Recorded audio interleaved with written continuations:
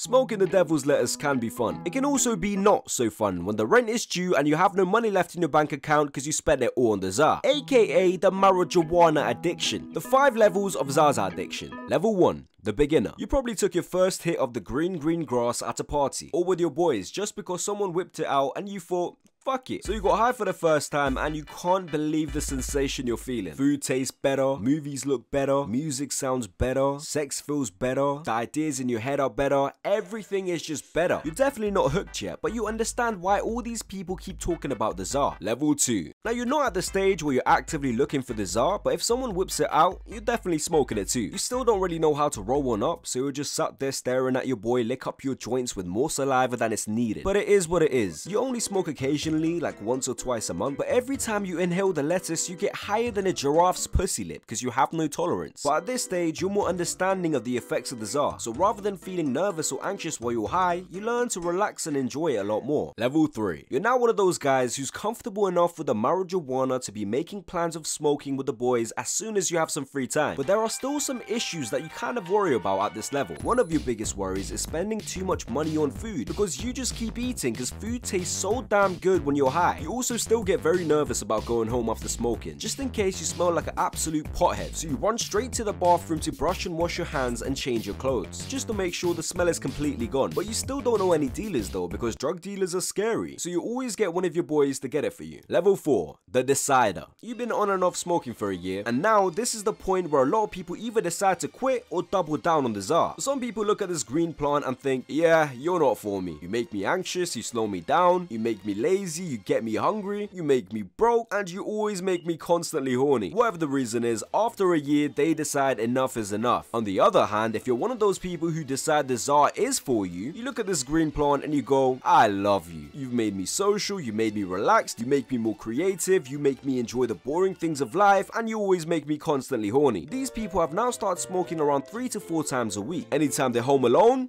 Zaza. They have no work on the weekends, Zaza. They go into a party, Zaza. They link up with the boys to go on a trip, Zaza. They finish work and they finally get home, Zaza. Level 5. The Zaza expert. You are now a certified pothead, the Zaza man, the ganja man, the buffalo soldier. That's you. You are now actively looking for weed. You used to be scared of meeting up with dealers before because drug dealers are scary, but now you're actually friends with a couple of them from your area. You also used to be cautious enough to wait to finish work to smoke, but you decided work is way more bearable and enjoyable when you're high. You used to have to hide and smoke, but now you've got a car. You just drive around, find a good spot, and you light one up every night. Because that's right, you are now a daily smoker. You know almost every corner of your city because you just drive to different spots every single time you want to smoke. God forbid your mum's car breaks down, because that means you'd have to give her a lift on your ganja mobile, which smells of weed from 3 streets away. You're also now an expert roller. You can backstrap, front strap, backstrap while backflipping. You could roll up a J with your eyes closed. You're on YouTube watching Lil Fried videos relating to everything he says. Nah, I'm playing. But the Zaza has become one of those things where it really complements your life. You need it before eating, before work,